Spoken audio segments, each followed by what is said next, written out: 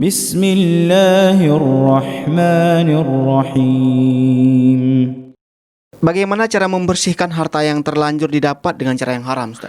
Tapi kalau seandainya dia misalnya mendapatkan harta tersebut dari hasil curian, misalnya dulu dia naudzubillah sebagai peminjam harta riba, maka caranya dia mengembalikan kembali. Iya. Dia mengembalikan kembali dari harta yang dia curi dan harta yang dia ribakan tersebut.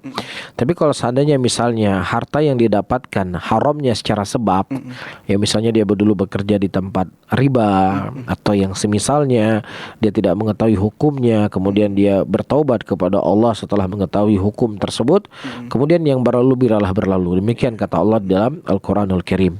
Ya, jadi perlu dilihat dari bentuk harta tersebut haramnya secara zat ataukah haramnya secara sebab.